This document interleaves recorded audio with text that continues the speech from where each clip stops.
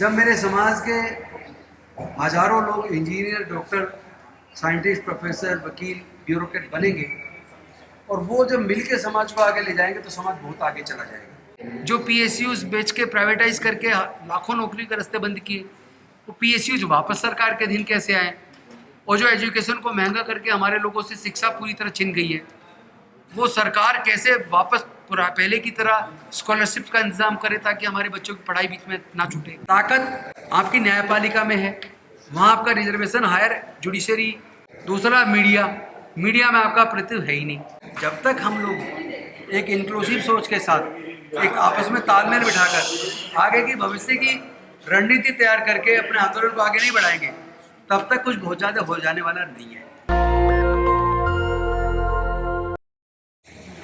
क्योंकि वो ये मानते थे कि जब मैं अकेला अपने पूरे समाज के लिए इतनी मुसीबतें झेलने के बाद इतना सब कुछ कर पाया, जब मेरे समाज के हजारों लोग इंजीनियर, डॉक्टर, साइंटिस्ट, प्रोफेसर, वकील, ब्यूरोक्रेट बनेंगे और वो जब मिल के समाज को आगे ले जाएंगे तो समाज बहुत आगे चला जाएगा। और उन्होंने कुछ लोगों को विदेश पढ़ने भी भेजा था, लेकिन आज परिवर्तन है, समय बदला है।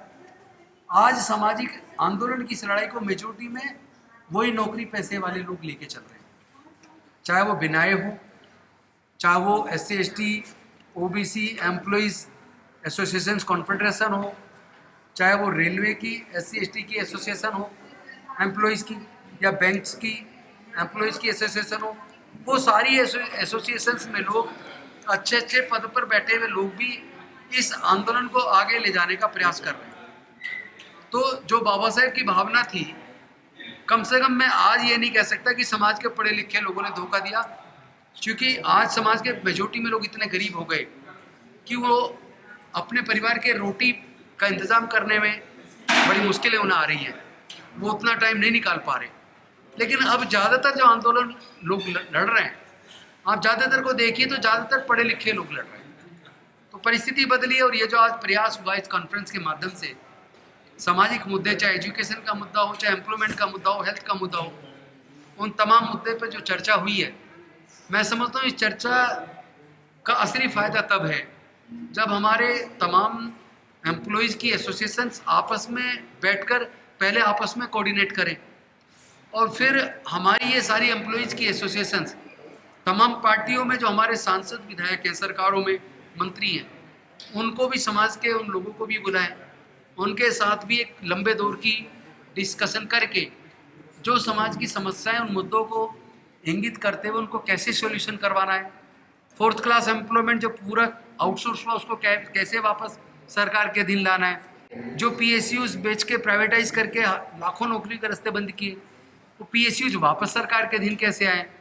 और जो एजुकेशन को महंगा करके हमारे लोगों से शिक्षा पूरी तरह छिन गई है, वो सरकार कैसे वापस पहले की तरह स्कॉलरशिप का इंतजाम करे ताकि हमारे बच्चों की पढ़ाई बीच में ना छूटे। हम अगर वो कर पाते तो इस तरह की कॉन्फ्रेंस का फायदा होने वाला है, और नहीं कर पाते तो ये सारी एक्सरसाइज फुटाइल हो जाएगी। आपको नहीं लगता बिना सत्ता हासिल किए ये सब बातें बेमानी है? सत्ता अपनी होगी, सरकार अपनी होगी, तो अधिकार भी अपने होंगे। अपनी सत्ता सरकार कभी आ ही नहीं सकती। ये गलतफहमी दिमाग से निकाल देना जी। जिसने भी ये गलतफहमी जिसके दिमाग में हो, वो अपने दिमाग से इस गलतफहमी को निकाल दे कि कभी हमारी सत्ता आएगी। लोग कह रहे हैं हम बनेंगे। आपके चैनल पे स्पष्ट तौर पे कह रहा हूँ, जो लोग ये सोच रहे हैं हमारी सत्ता आएगी, अपनी सत्ता लाएंगे तभी कुछ कर पाएंगे, वो लोग समाज को भी मूर्ख बना रहे हैं, खुद को भी मूर्ख बना रहे हैं। और अगर एकजुट हो भी जाए शेड्यूल कास्ट, तो पूरे देश में शेड्यूल्ड कास्ट की जनसंख्या लगभग 18 से 19% होगी। तो 19% लोग अगर एकजुट हो भी जाए तो कौन सी सत्ता जाएगी 19% वोट से? और इसमें अगर आदिवासी भी एकजुट होकर हमारे साथ मिल जाए, दोनों की संख्या मिला के 28 से 29% है, तो क्या 28-29% की वोट से कभी कोई हुक्मरान बन जाएगा, सरकार बन जाएगी अपनी? तो ये दिमाग से गलतफहमी निकाले। नंबर 2, अगर कोई ये सोच रहा है कि सरकार के हाथ में सारी सत्ता है, तो ये भी एक गलतफहमी है, क्योंकि सरकार बनने के बाद मुख्यमंत्री अपने जो सीनियर IAS होते हैं, जो उनके विभाग के प्रिंसिपल सेक्रेटरीज होते हैं, उनके द्वारा स्कीम बनवाते हैं। वो मनवादी अधिकारी, पहली बात तो आपकी सरकार बनने के बाद आप जो उससे स्कीम बनाने पे कहेंगे उसमें इतना टाइम लगाएगा, कि साल निकाल देगा, बनाता ही नहीं। और आप दबाव डाल के बनवा भी लेंगे तो कैबिनेट में लाने तक में, क्योंकि उसमें फाइनेंस से, प्लानिंग से, लॉ से, तमाम विभागों से उनके कमेंट लेंगे, और कमेंट लेके उसके बाद वेटिंग करा के और फिर वो उसको कैबिनेट में लाएंगे। कैबिनेट में मान लो 1.5 साल तक लग गई, आपने पास करा लिया, फिर नोटिफिकेशन में निकाल देंगे महीनों। नोटिफिकेशन निकली, फिर अपने किसी आदमी को भेज के कोर्ट में पिटीशन डलवा देंगे PIL करके, और वहाँ मनुवादी जज बैठा, वहाँ आपके लोग हैं नहीं, रिजर्वेशन है नहीं, वो आपको उसको आपके निर्णय को स्टे कर देगा।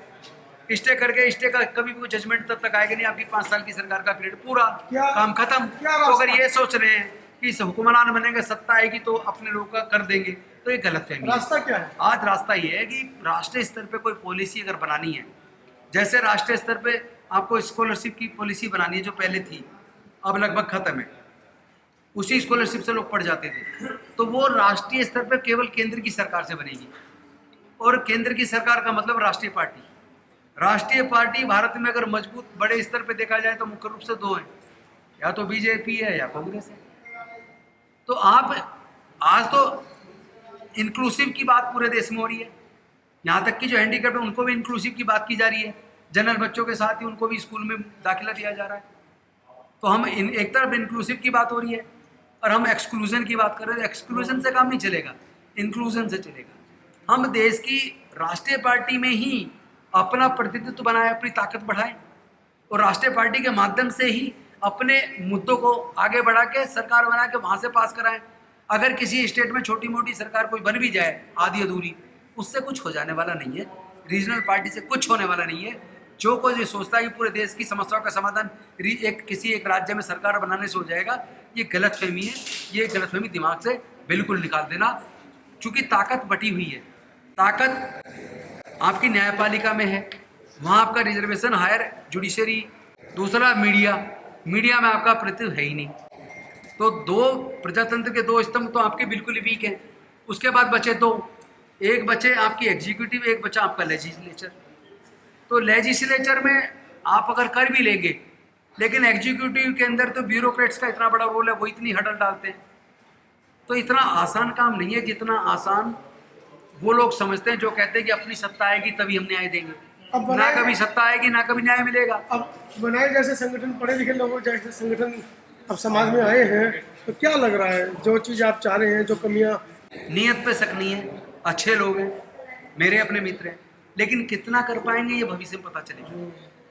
ये भविष्य में पता चलेगा।